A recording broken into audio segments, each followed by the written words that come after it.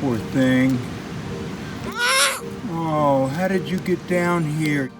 We have a jungle lodge in Costa Rica, and we were getting ready to have breakfast that morning. We had some guests, and the woman came to Lori. She was talking about how wonderful walk they had had on the beach and all the wildlife that was here. They saw iguanas and sloth. And I was like, whoa, whoa, whoa, you saw a sloth on the beach? That's unusual. We need to go see what the situation is. I grabbed a towel, took off barefoot down the beach, and ran in the direction that they had said. And at that point, I came over to it.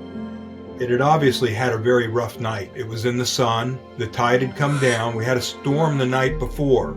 There's a creek that flows out of the jungle close to there, and perhaps a branch broke. The baby sloth went into the creek and washed out into the ocean. Oh, you precious thing. Where's your mommy? Where's your mommy at? Is she here somewhere? It was clinging onto a rock and very long, sharp claws. It had sand in its mouth, salt water. It was still wet, and it just sounded so pitiful, and so I spoke to it. Oh, you're so beautiful. Okay, hang on. I got a box for you. I'm going to rescue you, baby. Other than being wet and scared and frightened, it seemed to be fine. So I put the towel around it, and I went to pick him up, and he kind of held onto the rock really tight. And so I said, it's okay, come with me. And I gently placed him in a cardboard box.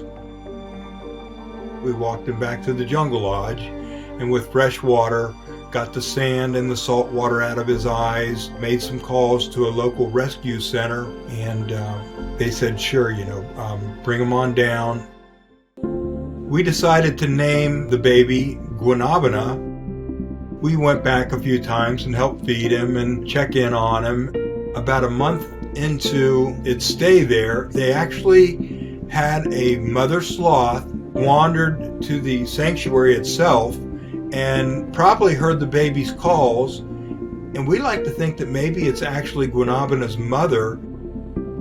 When we got the call that they wanted to release the baby out of the cage, we were there, put Guanabana on the tree and crawled up to the mother, and they both kind of touched noses and sniffed each other, and almost like magic, they accepted each other. Yeah. Almost like they knew each other. And so together they climbed up the tree with the baby holding on to the mother, and kind of gave us one last look and slowly walked off into the sunset. Very slowly. Very slowly.